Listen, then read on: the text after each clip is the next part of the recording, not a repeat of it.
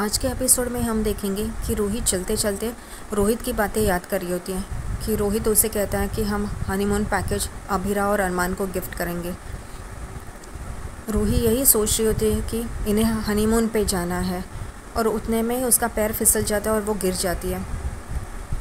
अरमान उसे देखता है और वो उसे आके पूछता है, तुम ठीक तो हो? वो उठते हुए कहती है, हाँ मैं बिल्कुल ठीक हूँ, और वो भी तुम्हारी वजह से। हाँ मैं बिल्कुल ठीक हूँ, और इतनी ठीक तो मैं पहले कभी नहीं थी। ये सारी चिकनी चुपड़ी बातें मेरे सामने मत करो। जाके अपनी अभिरा को सुनाओ, उसकी संगे मरमर की मूरत लगाओ और बैठो उसके पास। वो गुस्से में ये बोलती रहती है, फिर बोलती है कि क्या तुम लोगों को हनीमून जाना है? कहाँ जाना है बताओ। उतने में वापस वो गिर रही होती है और संभल जाती है। अरमान उससे पूछता है, तुम ठीक हो ना? तो वो कहती है, हाँ मैं बिल्कुल ठीक हूँ, मैं अपने आप को संभाल सकती हूँ। तो अरमान रूही को कहता है, यही स्किल्स तुम अपने ज़िंदगी में भी लाओ और अपनी ज़िंदगी ठीक करो। वो गुस्से में उसे देखती है और बड़बड़ाती रहती है। उतने में अरमान उसे पानी का गिलास देता है और वहाँ से चला जाता है। वो उसे फिर भी बोलती रहती है, बताओ बताओ कहाँ जाना है हनीमून पे? उतने में ही अबीरा उसके पीछे से उसे बुलाती है। वो कहती है, स्कॉटलैंड। और रूही चौंक जाती है। अबीरा उसे कहती है, तुम यही पूछ रही थी ना कि हम लोग हनीमून पे कहाँ जा रहे हैं? तो उसका जवाब है स्कॉटलैंड। रूही उसे देखती है।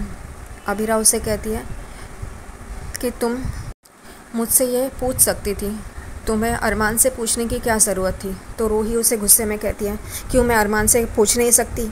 तो वो कहती है, हाँ अपनी जेठ जी से हनीमून की बातें कर रही थी।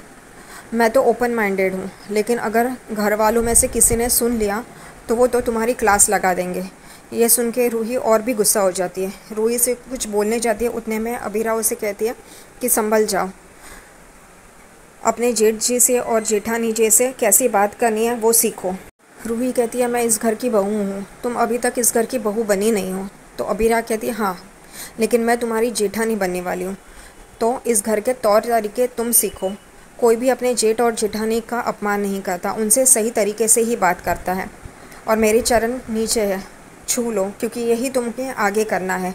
अपने जेठ और जेठानी के चरण छूने हैं और उनसे सही तरीके से बात करनी है, देवरानी जी। रूही को और भी गुस्सा आ जाता है। वो रूही को बराबर से सिखा रही होती है, उसे सही से तरीका सिखा रही होती है और वहाँ से चली जाती हैं। रूही गुस्से में अपना ग्लास फोड़ देती है।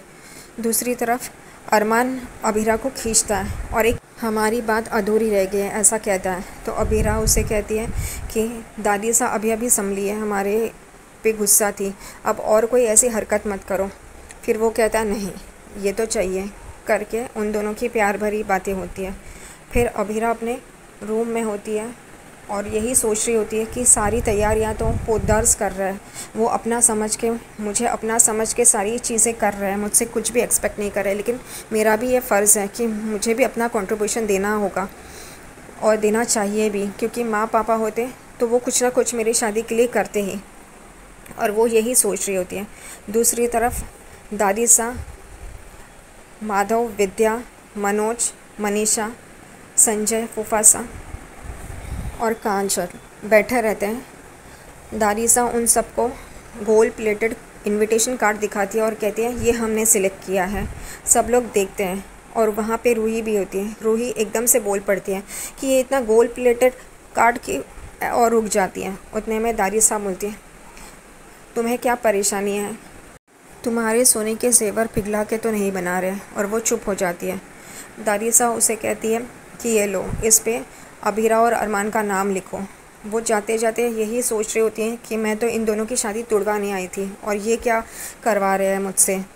वो इनविटेशन कार्ड पे मुझसे ही नाम लिखवा रहे हैं। वो दादी सा के हाथ से वो कार्ड लेती है और अरमान अबीरा का नाम लिखती है। उसे अबीरा के पेरेंट्स का नाम नहीं पता होता, इसलिए वो काजल से पूछती है। काजल बोलती है, मुझे भी नहीं पता, तुम जाके अबीरा से पूछ लो। फिर हम देखते हैं कि संजय बहुत ही गुस्से में होते हैं। वो अपनी फ़ाइल ढूंढ रहे होते हैं। संजय यही कहते रहते हैं, अच्छा होता अगर अरमान और अबीरा भाग के जाके शादी करते। तो मासा उनसे गुस्सा होके अरमान को फॉर्म से निकाल देती। पता नहीं मासा को क्या हो गया, उन दोनों की धूमधाम से शादी करवा रहे हैं। अभी अबीरा भी फॉर्म में आ जाएगी उसे भी एंट्री मिल जाएगी और वो अरमान की पोजीशन के लिए लड़ेगी और अरमान को वो उसका ओहदा दिलवा के ही रहेगी। उतने में ही क्रिश देखता है कि संजय यानी कि उसके पापा कुछ ढूंढ रहे हैं। उसके साइड में टेबल पे एक फ़ाइल रहती है, वो उस फाइल को उठा के अपने पापा को दे देता है और कहता है आप कैसे भी बिहेव करो, मैं आपका बेटा हूँ, आप ही के बारे में सोचूंगा, और वहाँ से चला जाता है।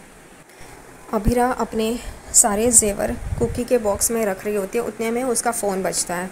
वो फ़ोन उठाती है तो पन्नानू रहते हैं। पन्नानू उसे उसके हालचाल पूछ रहे होते हैं, सब ठीक है, कैसी हो, क्या हो और क्या कर रही हो।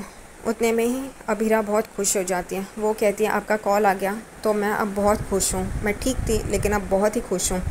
मैं शादी की सारी तैयारियाँ खुद कर रही हूँ। माँ पापा तो नहीं है, ना ही मेरा मायका है। ये सुन के पन्नानू बहुत ही सैड फील करते हैं। अभीरा फिर कहती हैं कि लेकिन मेरे लिए मेरी मायका इज इक्वल टू पन्नानू। ये सुन के पन्नानू को बहुत ही शौक लगता है। वो एकदम हैरान हो जाते हैं खुशी के मारे।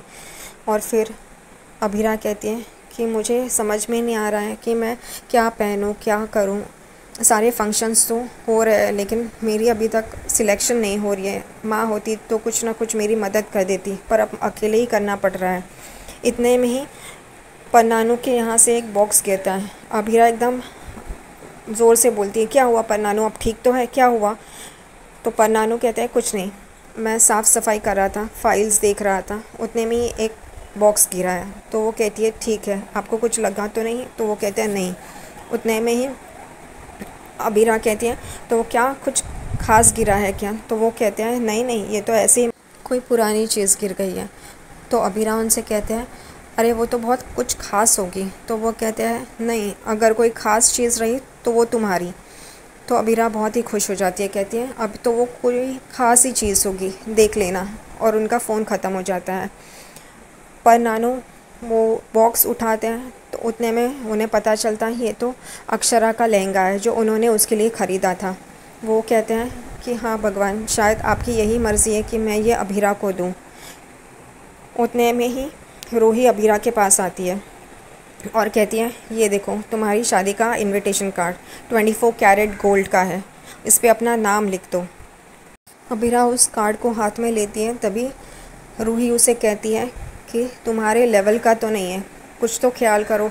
उतने में अभीरा उसे उल्टा जवाब देती है कि तुम्हें कल ही बताया था ना जेठानी से कैसे बात करनी है। रूही चुप हो जाती है। अभीरा उस कार्ड पे अपने पेरेंट्स का नाम लिख रही होती है। उतने में ही रूही को एक मैसेज आता है। रूही कहती है तुम अपने पेरेंट्स का नाम लिखो, मुझे एक पार्सल आया, मैं जाती हूँ, ये कार्ड आके दे देना। और यहीं पे आज का एपिसोड ख़त्म हो जाता है।